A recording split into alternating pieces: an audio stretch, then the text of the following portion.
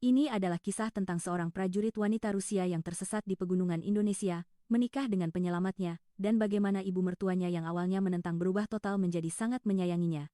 Kami akan menyajikan kisah nyata yang luar biasa dari Mayor Elena Petrova, seorang perwira intelijen Angkatan Darat Rusia, yang menghadapi pertentangan dari kedua orang tua selama lebih dari setahun, karena pernikahan internasionalnya. Ibu mertuanya, yang awalnya menentang keras dengan berkata, "Bagaimana mungkin seorang wanita asing mengurus rumah tangga ini? Kamu hanya akan menderita," dan bahkan ayahnya sendiri yang berkata, "Kamu adalah talenta yang bisa mencapai pangkat kolonel. Mengapa kamu mau menghentikan kariermu di Indonesia?" Keduanya, yang menentang pernikahan internasional ini selama 15 bulan, akhirnya luluh hati karena semangkuk rendang yang dibuat sendiri oleh Elena.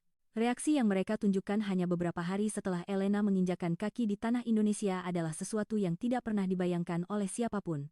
Setelah air mata berlinang, justru ibu mertuanya yang lebih dulu menunjukkan kasih sayang yang mengejutkan, "Kamu sekarang benar-benar keluarga kami."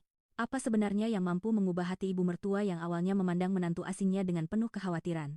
Mari kita simak bersama kisah luar biasa Elena, dari seorang mayor Angkatan Darat Rusia menjadi seorang istri di Indonesia. Halo, nama saya Elena Petrova.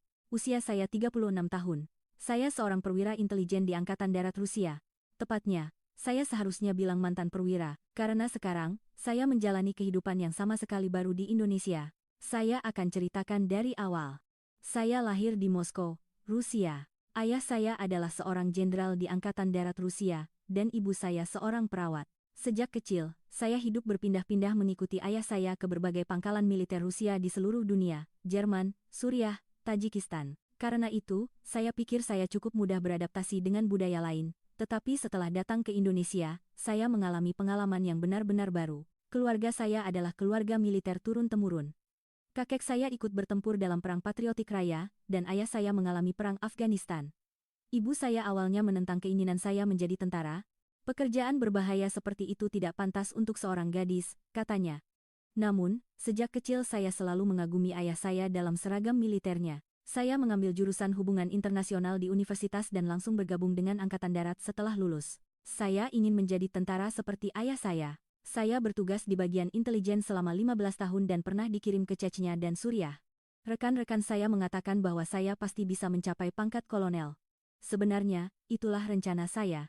Namun, hidup saya berubah total pada musim gugur tahun 2023. Saat itu, saya ditugaskan untuk berpartisipasi dalam latihan gabungan Rusia-Indonesia yang diadakan di Indonesia. Nama operasinya adalah Perisai Garuda, sebuah latihan pengintaian malam. Lokasinya berada di daerah pegunungan di Jawa Barat, tempat itu bergunung-gunung dan medannya sangat terjal. Saat pertama kali datang ke Indonesia, rasanya sangat aneh. Ayah saya sering bercerita tentang pengalamannya di Afghanistan, tentang bagaimana orang-orang di negara-negara yang jauh memiliki semangat juang yang luar biasa. Jadi saya pun penasaran dengan Indonesia, dan ketika saya benar-benar datang, negara ini jauh lebih maju dari yang saya bayangkan. Malam sebelum latihan, saya dan rekan-rekan pergi makan makanan Indonesia. Saya pertama kali mencoba sate, dan rasa manis gurihnya terasa sangat segar, dan membuat saya lahap makan nasi. Saat itu, ibu pemilik warung bertanya dalam bahasa Indonesia, "Enak, Mbak?" Tapi saya hanya bisa mengangguk. Saya sama sekali tidak bisa berbahasa Indonesia. Saya masih ingat jelas malam itu. Beberapa jam setelah latihan dimulai, salah satu anggota tim kami tertinggal. Namanya Sersan Antonov, dan radio kami kehilangan kontak dengannya. Sebagai pemimpin tim, saya tidak bisa meninggalkannya begitu saja. "Tunggu sebentar, saya akan mencari Antonov," kata saya dan pergi mencarinya sendirian. Sebenarnya, rekan-rekan yang lain mencoba menghentikan saya. "Terlalu berbahaya, tim penyelamat pasti akan datang," kata mereka. Tetapi sebagai seorang prajurit, saya tidak bisa meninggalkan rekan satu tim. Itulah semangat militer yang saya pelajari. Namun, cuaca tiba-tiba berubah drastis. Saya tidak tahu kalau cuaca musim hujan di Indonesia bisa begitu tak terduga. Kabut menjadi tebal, dan hujan mulai turun. Jarak pandang menjadi nol, radio saya tidak berfungsi, dan sinyal GPS pun hilang. Saat itu, saya benar-benar panik. Selama 15 tahun di militer, ini adalah pertama kalinya saya mengalami situasi seperti ini. Saya tersesat di tengah gunung. Masalah yang lebih besar adalah suhu tubuh saya mulai turun. Pakaian yang basah kuyup membuat saya kehilangan panas tubuh dengan cepat. 1 jam, 2 jam berlalu, tetapi tim penyelamat tidak kunjung datang. Belakangan saya baru tahu bahwa tim penyelamat ditarik mundur karena risiko operasi malam hari yang terlalu tinggi. Saat itu, saya benar-benar putus asa. Bahkan terlintas di benak saya bahwa saya akan mati di sini. Yang paling menakutkan adalah kenyataan bahwa saya sendirian. Berada sendirian di dalam kegelapan memunculkan berbagai macam pikiran. Saya teringat orang tua saya, dan penyesalan muncul, mengapa aku melakukan ini di sini. Untuk pertama kalinya, saya menyesal telah menjadi tentara. Kesadaran saya mulai memudar. Saya pikir inilah akhirnya. Namun tiba-tiba saya merasakan seseorang mengguncang tubuh saya. Saya mendengar suara bertanya, "Apa Anda baik-baik saja?" dalam bahasa Indonesia. Dengan sisa tenaga, saya berkata tolong. Dalam bahasa Rusia. Momen itu benar-benar seperti keajaiban. Saya tidak bisa membedakan antara mimpi dan kenyataan. Orang itu memindahkan saya ke tempat yang aman dan menyelimuti saya dengan selimut darurat. Dia juga memberi saya air hangat. Dia benar-benar seperti malaikat. "Tidak apa-apa, Anda sudah aman sekarang," katanya sambil mencampur bahasa Indonesia dan Rusia. Suaranya terdengar sangat hangat. Suara yang menenangkan, seolah-olah saya sudah mengenalnya sejak lama. Namun, ketika saya sadar sepenuhnya, orang itu sudah tidak ada. Di sebelah saya hanya ada secarik memo. "Anda sudah aman. Semoga kita tidak bertemu lagi." Tertulis dalam bahasa Indonesia dan Rusia. Saya bahkan tidak melihat wajahnya dengan jelas. Dalam kegelapan, saya hanya samar-samar mengingat siluet punggungnya. Namun, bayangan punggung itu terus membekas di benak saya. Seorang pria tinggi dengan bahu lebar dan cara berjalannya sangat gagah. Ketika tim penyelamat datang dan menemukan saya, kondisi saya sudah pulih sepenuhnya. Berkat seseorang yang telah memberikan pertolongan pertama yang sempurna. Para petugas medis pun terkejut. Siapa yang melakukan penanganan seprofesional ini? Saya juga penasaran. Siapa gerangan yang telah menolong saya dengan begitu sempurna? Setelah kembali ke pangkalan, saya terus memikirkan orang itu. Dia adalah penyelamat hidup saya, tetapi saya bahkan belum mengucapkan terima kasih dengan benar. Dan mengapa dia menyembunyikan identitasnya? Benar-benar aneh. Ketika saya bertanya kepada rekan-rekan, mereka hanya menjawab tidak ada orang seperti itu. Catatan resmi pun tidak ada. Seolah-olah dia adalah hantu. Tapi saya tidak bisa menyerah. Karena saya yakin dia adalah orang yang nyata. Beberapa hari kemudian, saya memeriksa selimut darurat yang menyelimuti saya dengan lebih teliti. Saya menemukan sebuah logo kecil di bagian dalam. Setelah saya selidiki, ternyata itu adalah logo Komando Pasukan Khusus, Kopassus, TNI. Jadi dia seorang prajurit Indonesia. Akhirnya, kepingan-kepingan teka-teki mulai menyatu. Saya mengerti mengapa dia berbicara bahasa Indonesia dan mengapa dia memiliki teknik penyelamatan yang begitu profesional. Namun masih ada pertanyaan. Mengapa dia menyembunyikan identitasnya? Saya mencoba bertanya secara tidak resmi melalui perwira penghubung militer Rusia. Apakah ada anggota Kopassus yang berpartisipasi dalam operasi penyelamatan malam itu? Namun jawaban yang saya terima sangat tegas. Tidak ada anggota dengan deskripsi seperti itu. Benar-benar jalan buntu, tapi saya tidak menyerah di sini. Saya pikir pasti ada alasan yang lebih dalam. Dan yang terpenting, saya ingin mengucapkan terima kasih kepadanya dengan benar. Setelah kembali ke Rusia, saya terus berusaha mencarinya. Saya juga mulai belajar bahasa Indonesia. Saya percaya suatu saat kami akan bertemu lagi. Saat itu, saya ingin mengucapkan terima kasih dalam bahasa Indonesia. Saya teringat kembali momen itu. Suara orang itu yang muncul dalam situasi putus asa, sentuhan tangannya yang hangat, dan punggungnya yang menghilang. Semuanya begitu jelas. Terkadang saya berpikir mungkin itu hanya mimpi, tetapi memo dan selimut yang tertinggal membuktikan bahwa itu adalah kenyataan. Lalu, sesuatu yang benar-benar menakjubkan terjadi. Saya diundang ke sebuah seminar pertukaran pertahanan di Jakarta, dan saat melihat foto-foto yang dipajang, saya menahan napas. Ada seorang pria yang sangat mirip dengan orang yang menolong saya malam itu. Jantung saya berdebar kencang. Pikiran mungkin ini dia membuat tangan saya gemetar. Di bawah foto itu tertulis peserta latihan gabungan perisai Garuda. Saya segera berlari ke panitia seminar. "Bisakah Anda memberikan informasi lebih detail tentang foto ini?" tanya saya. Panitia itu menjelaskan dengan ramah. Foto itu diambil saat latihan musim gugur tahun 2023. Saat itu, saya yakin. Itulah latihan yang sama. Latihan saat saya diselamatkan. Namun, secara resmi, tidak ada operasi penyelamatan seperti itu, tetapi di sini ada bukti nyata bahwa orang itu ada di sana. Saya memotret foto itu dengan ponsel dan menunjukkannya kepada rekan-rekan saya.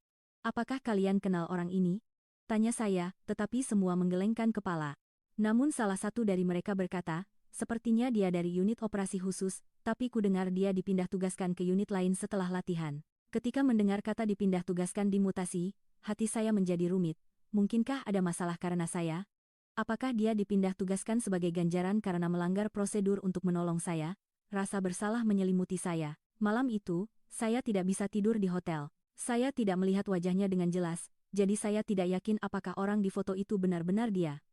Tapi, intuisi saya mengatakan, tidak salah lagi, itu dia. Sebelum seminar berakhir dan kembali ke Rusia, saya mencoba satu hal lagi. Saya meminta tolong secara pribadi kepada seorang kolega dari Indonesia. Ini sangat penting. Apakah ada cara untuk mengetahui tentang orang ini? Kolega itu berpikir sejenak, lalu berkata dengan hati-hati, saya akan coba tanyakan secara tidak resmi. Beberapa hari kemudian, saya menerima kabar dari kolega itu. Ada kabar dia dipindahkan ke daerah Bandung, tapi ini belum pasti. Bandung. Saat mendengar nama tempat itu, saya membuat keputusan, saya harus pergi ke sana langsung. Setelah kembali ke Rusia, saya tidak menyerah. Saya mengajukan cuti kepada atasan saya. Saya bilang saya ingin merasakan budaya Indonesia. Tentu saja itu hanya alasan, tujuan sebenarnya adalah untuk menemukan orang itu.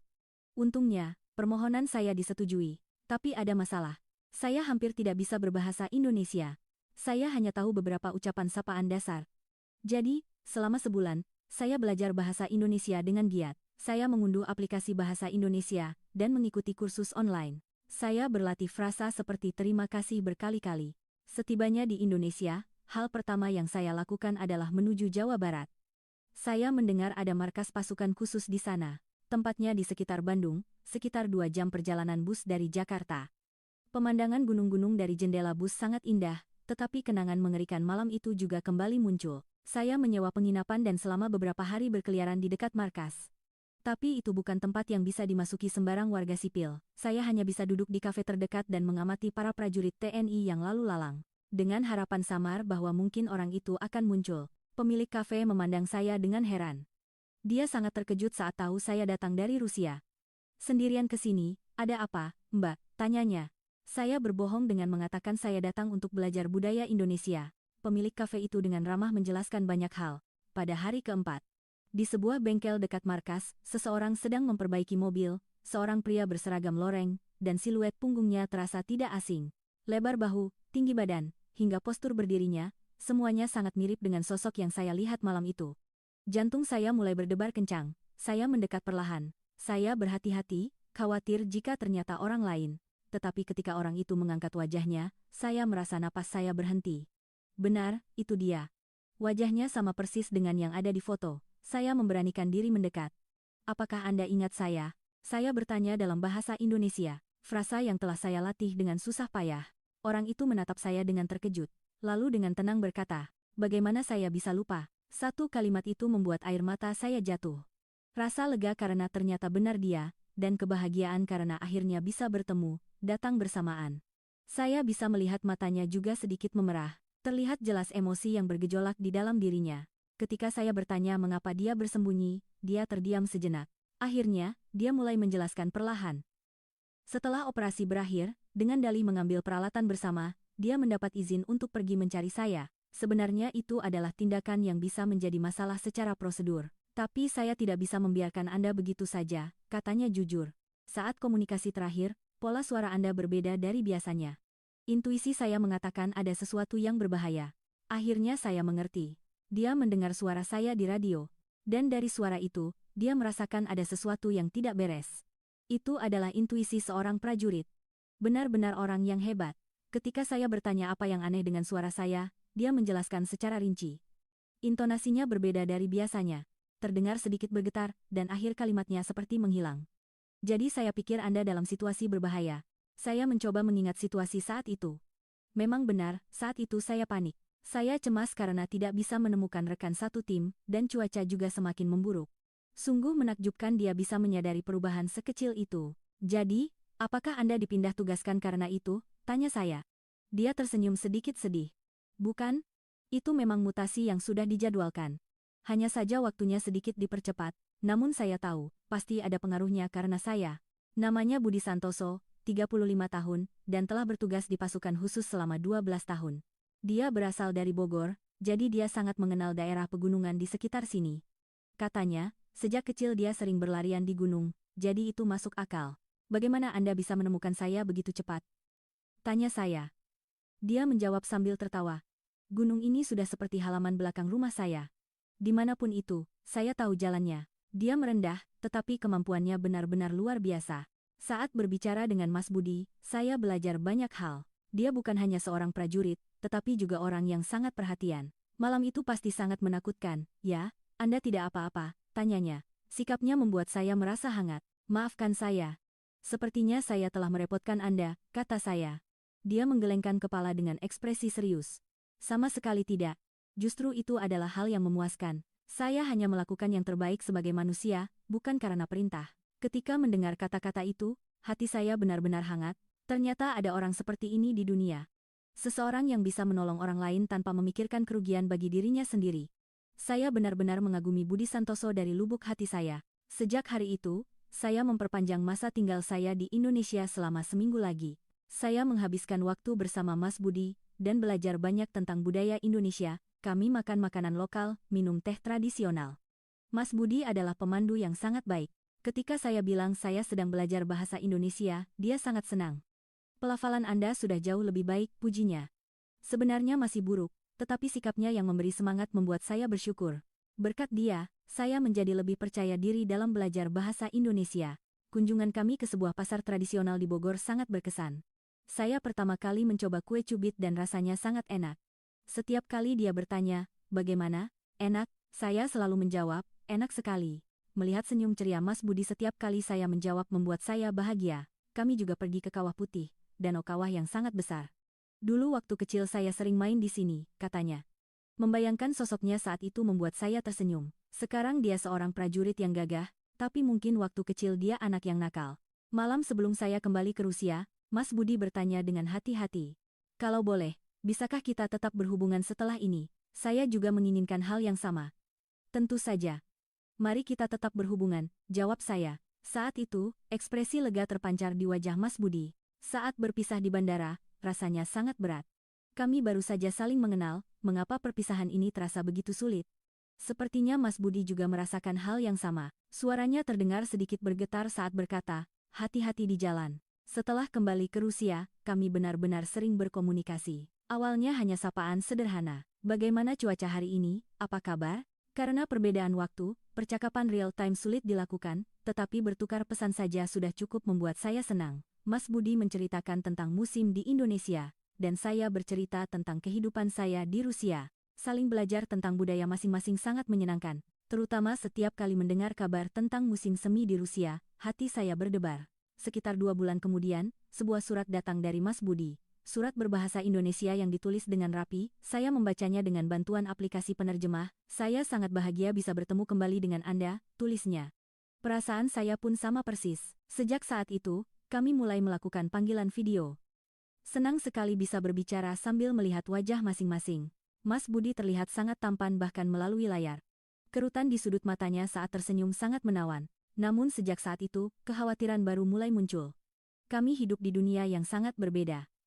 Saya bertugas di Moskow, sedangkan Mas Budi bertugas di Jawa Barat. Perbedaan waktunya saja sudah 4 jam. Saat saya bangun pagi, Mas Budi sudah beraktivitas. Selain itu, sebagai seorang prajurit, komunikasi yang bebas sulit dilakukan. Karena masalah keamanan, kami tidak bisa sembarangan membicarakan hal-hal pribadi. Dan jika ada latihan atau operasi, kami bisa tidak berkomunikasi selama berhari-hari. Setiap kali itu terjadi, saya merasa sangat cemas. Beberapa bulan pertama masih baik-baik saja. Hati saya berdebar dengan perasaan baru, dan ada kegembiraan saat saling mengenal. Mas Budi menceritakan tentang musim-musim di Indonesia, dan saya berbagi tentang keseharian di Rusia. Senang rasanya bisa berbagi hal-hal kecil dalam kehidupan sehari-hari. Namun, setelah 6 bulan berlalu, dinding kenyataan mulai terasa semakin tinggi. Masalah terbesar adalah kami tidak bisa bertemu. Bahkan jika saya mengambil cuti dan pergi ke Indonesia, jika jadwal Mas Budi tidak memungkinkan, itu mustahil, begitu pula sebaliknya. Yang paling sulit adalah waktu. Ucapan selamat malam setiap hari adalah satu-satunya komunikasi real-time kami. Bahkan itu pun bisa terputus selama berhari-hari jika salah satu dari kami sedang latihan. Setiap kali itu terjadi, hati saya benar-benar sakit, dan ujian yang sebenarnya datang pada musim panas tahun itu. Saya mendapat perintah penugasan ke Timur Tengah. Ketika saya menerima pemberitahuan bahwa saya harus pergi ke wilayah dekat Suriah selama 6 bulan, saya benar-benar panik. Saya tidak tahu bagaimana cara memberitahukannya kepada Mas Budi. Ketika saya mengirim pesan, saya mendapat perintah penugasan, balasan dari Mas Budi datang beberapa saat kemudian. "Mulai kapan?" Pesan singkat itu syarat dengan emosi yang kompleks. Hati saya pun terasa berat. Masalah yang lebih besar adalah tempat penugasan itu membatasi komunikasi. Secara keamanan, komunikasi pribadi hampir tidak mungkin dilakukan. Ketika saya memberitahukan hal itu kepada Mas Budi, saya bisa melihat ekspresinya menjadi muram di seberang layar panggilan video. Berapa lama kita tidak bisa berkomunikasi? Tanyanya.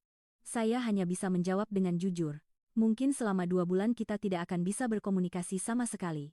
Saat itu, saya bisa merasakan kesedihan di mata Mas Budi, hati saya pun serasa hancur. Seakan tak cukup, Mas Budi juga mendapat perintah tugas operasi khusus. Latihan mendadak selama 8 minggu di dekat perbatasan utara.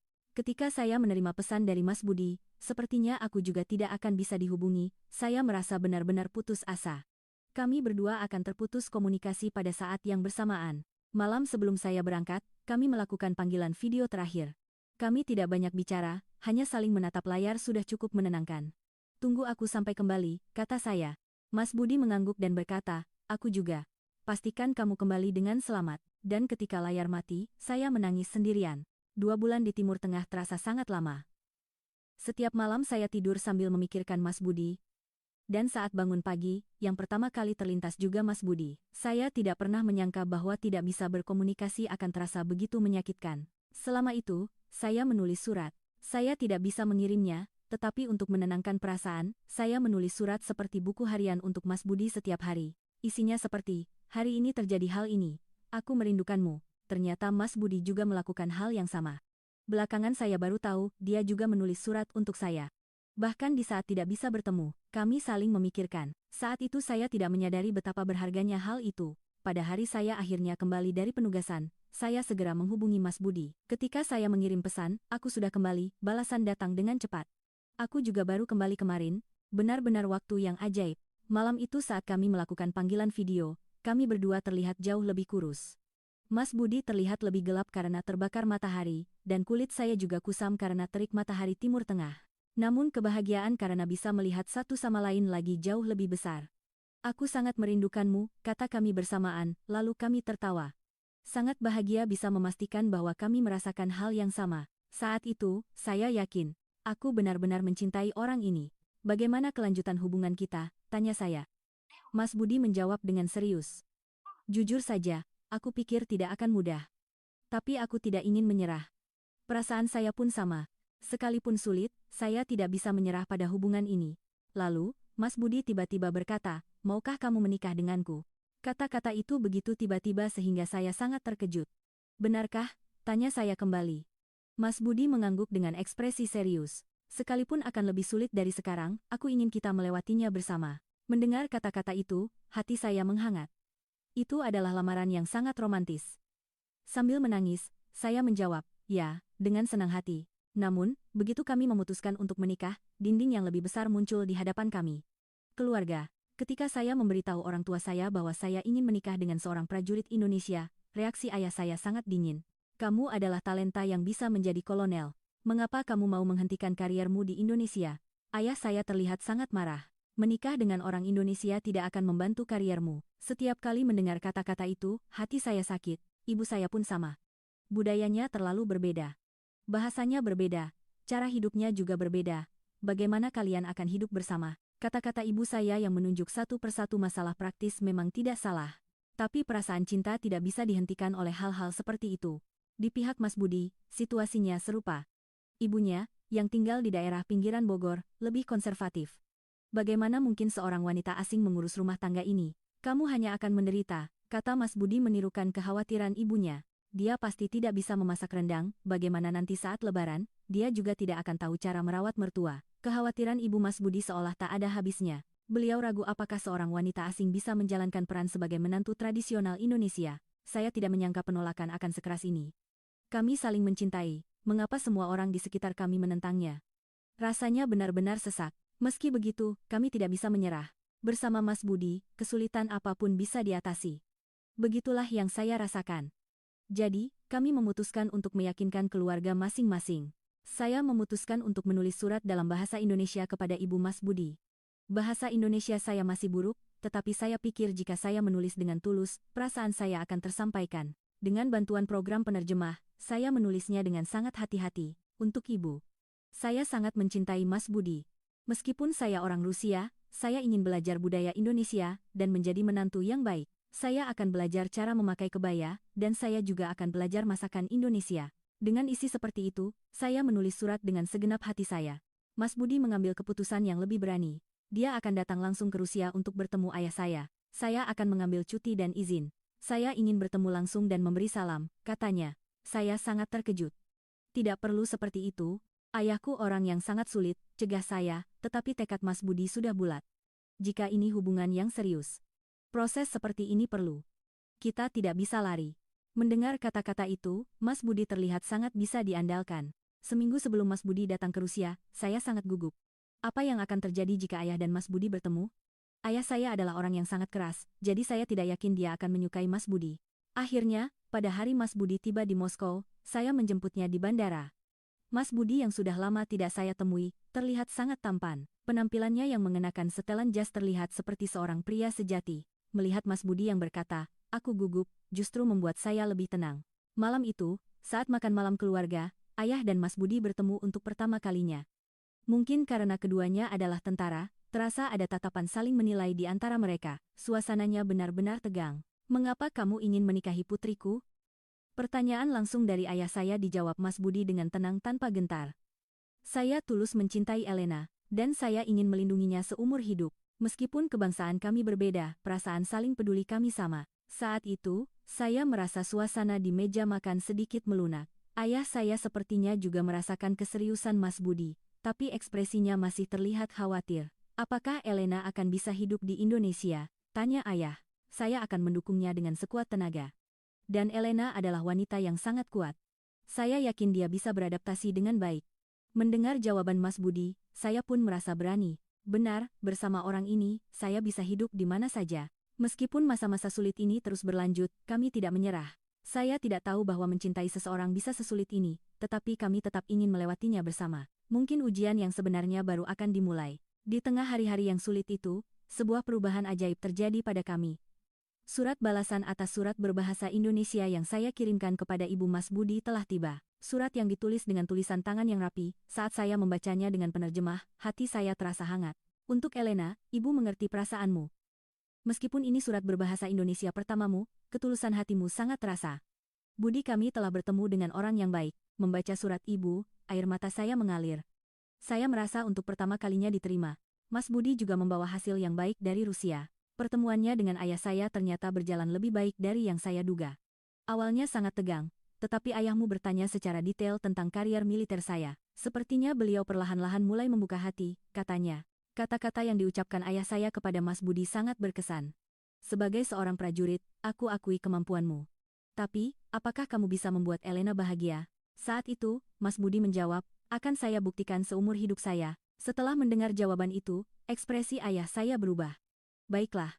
Tapi jika Elena menderita di Indonesia, aku akan membawanya kembali ke Rusia kapan saja. Meskipun itu persetujuan bersyarat, itu sama saja dengan mendapat izin."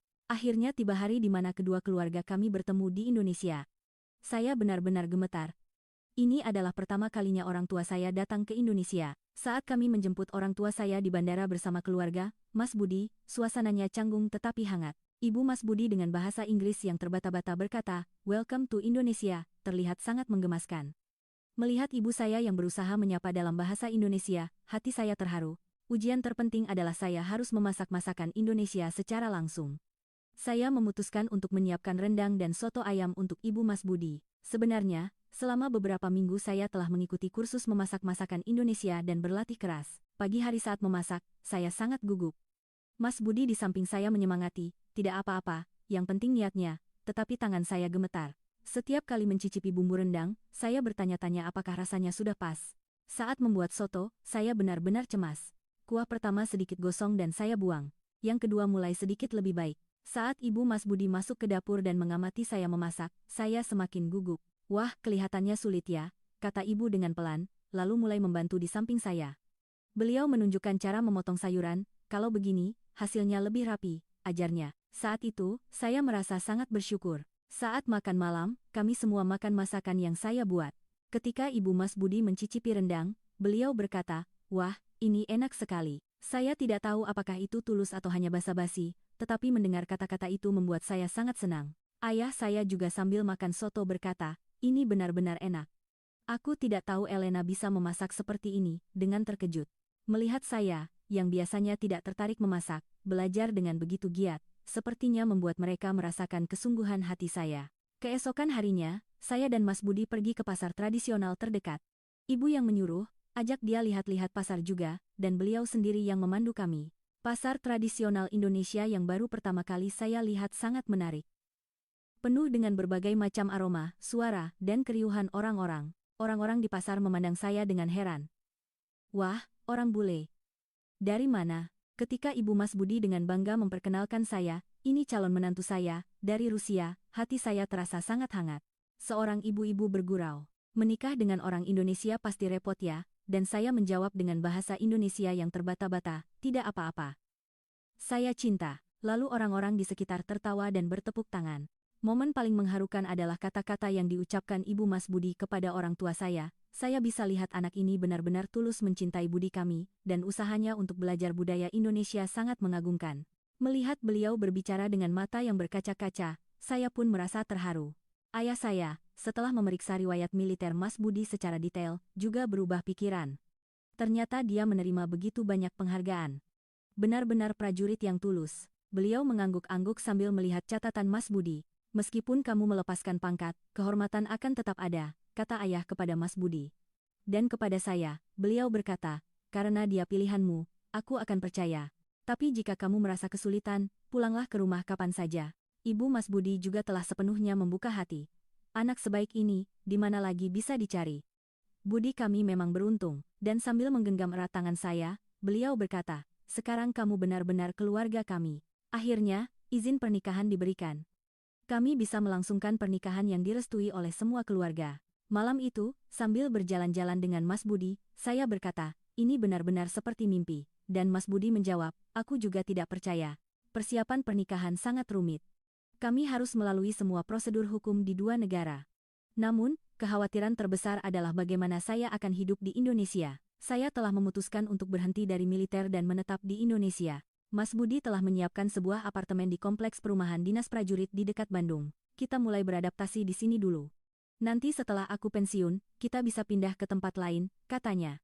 Saya sangat bersemangat dengan semua rencana itu. Pernikahan kami dilangsungkan dengan campuran gaya Indonesia dan Rusia. Saya mengenakan kebaya, dan juga gaun pengantin. Saat upacara sungkeman kepada orang tua, saya benar-benar gemetar saat bersujud di hadapan orang tua Mas Budi. Ketika saya mengucapkan mohon doa restunya dalam bahasa Indonesia, ibu mertua saya menangis. Kehidupan sesungguhnya di Indonesia dimulai.